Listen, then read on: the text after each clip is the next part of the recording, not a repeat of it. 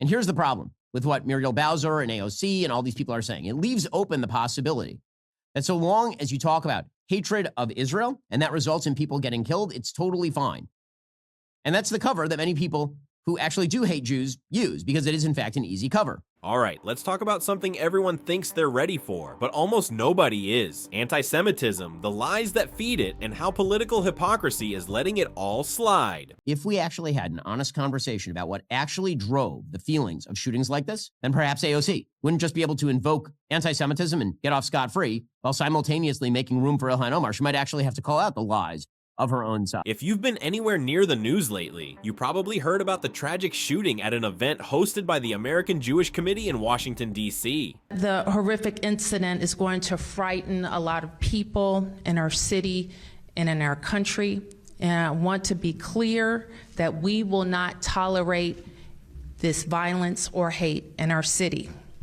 We will not tolerate any acts of terrorism, and we're going to stand together as a community in the coming days and weeks to send a clear message that we will not tolerate anti-Semitism. 2 innocent people were murdered. It was a straight-up act of terror. Politicians, celebrities, and influencers came out with the usual statements. Hate has no home here. Anti-Semitism is a threat to us all. We stand with the Jewish community. You've heard it before. Let me ask you this. Does saying anti-Semitism is bad actually stop anti-Semitism, or does it just let people feel good while doing absolutely nothing to confront what's really going on? Let's talk about Alexandria Ocasio-Cortez, or AOC as the internet knows her. Absolutely nothing justifies the murder of innocents. I am devastated by the killing of 2 people outside an American Jewish Committee global event here in Washington. Our prayers are with the victims' families and loved ones of all impacted. As we await more details, we must be clear that hatred has no home here. Anti-Semitism is a threat to all we hold dear as a society. It must be confronted and rooted out everywhere. So she's going to root out anti-Semitism. And yes, that sounds great on paper, but then, isn't this the same person who cried on the floor of Congress because the US was funding Israel's Iron Dome, literally a defensive system that intercepts rockets before they blow up civilians? And isn't this also the same AOC who's BFFs with Ilhan Omar, who has a record of making anti-Israel and some would argue anti-Semitic statements? I'm appalled by the killing of 2 Israeli embassy employees in Washington last night and grateful for the quick response from law enforcement. We must all condemn this heinous act. Violence must have no place in politics. See, the problem with all these cookie-cutter condemnations is that they sound good but do nothing to stop the actual ideologies, the lies, that make violence like this possible in the first place. They're safe, sanitized, carefully worded to check the right boxes without upsetting anyone. There was a sort of fascinating tweet from the Bronx Anti-War Coalition, which called the terrorist attack on these 2 innocent people in D.C., at least one of whom was a Christian. They tweeted what the shooter did, and again, I don't do shooter names on the show, is the highest expression of anti-Zionism. So why do I point that out? The reason that I'm not using the term anti-Semitism is because it seems to have lost any impact or definition. And they allow people who help create the environment for hate to pretend like they're fighting against it. And here's the problem with what Muriel Bowser and AOC and all these people are saying. It leaves open the possibility that so long as you talk about hatred of Israel and that results in people getting killed, it's totally fine. And that's the cover that many people who actually do hate Jews use, because it is in fact an easy cover. Say, oh, it's not about hatred of Jews. It's not about anti-Semitism. It's just about hatred of Israel. That's the game.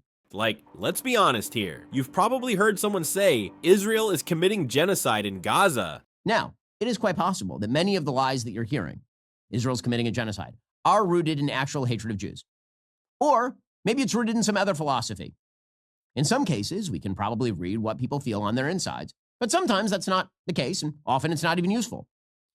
Because people who actually hate Jews often just aren't going to come out and say it.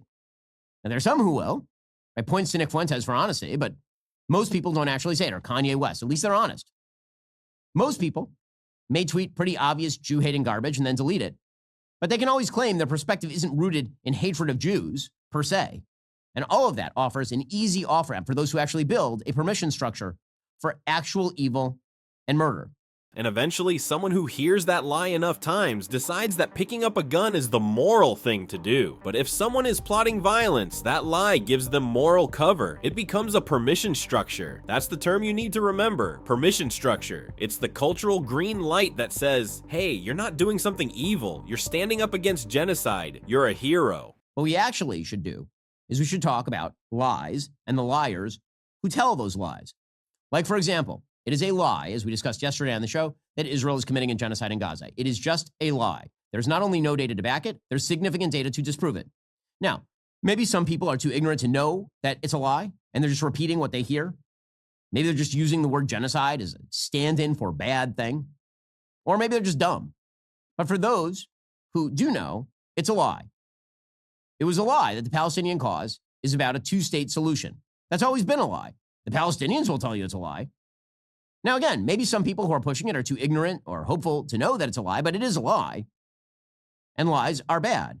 And the more they are told, the more dangerous they become. Why do we even use the term anti-Semitism in the first place? Well, traditionally, it refers to irrational hatred of Jews. Seems simple, right? But here's the twist. Unlike other forms of racism, anti-Semitism isn't just about calling Jews names or thinking they're inferior. It's a conspiracy theory. It's an entire belief system. Think about it. Anti-Semitism can make Jews out to be both communist and capitalist overlords. They're globalists and isolationists. They're weak victims and powerful puppet masters. It's like a shapeshifting monster, always adapting, always slippery. So when people throw around anti-Semitism like it's just hating someone for being Jewish, they're missing the deeper, weirder, more dangerous thing underneath. And here's the worst part. Because the definition is so vague now, it lets people deny they're anti-Semitic while still pushing ideas that are. Like Ilhan Omar, who once casually tweeted that support for Israel was all about the Benjamins. That's not criticism of a foreign government. That's textbook conspiracy stuff. Jews pulling the strings with money. So if we're serious about stopping this kind of violence, we have to go beyond vibes and hashtags. We need to start naming names, exposing lies, and confronting the belief systems that allow people to justify murder in the name of activism. Specificity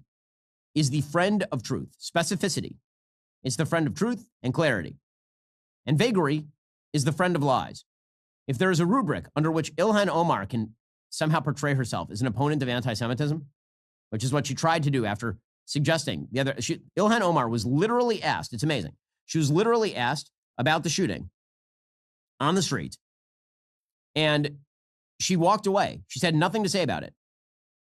Then she finally tweeted later in the day, I'm appalled by the deadly shooting at the Capitol Jewish Museum last night, holding the victims, their families and loved ones in my thoughts and prayers. Violence should have no place in our country. Okay, if you let people off the hook just for saying violence is bad or anti-Semitism is bad, but you never ask specific questions about the belief systems that drive people to do evil things, then you're not doing your job. If this message resonates, if you're tired of the double standards, of the evasions, of the lies being dressed up as social justice, then do something about it. Call it out when you see it. Ask for specifics. Don't let people hide behind buzzwords. Make them explain themselves. And hey, if you're watching this on YouTube, here's your chance to speak up. Drop a comment down below. What do you think is the biggest lie being spread right now? What conversations do we need to have that nobody wants to touch? And if you made it this far, smash that like button, hit subscribe, share this with someone who needs to hear it, because the more people wake up to what's really happening, the harder it becomes for these lies to win. Stay informed, stay loud, and most importantly, stay specific. I'll see you in the next one.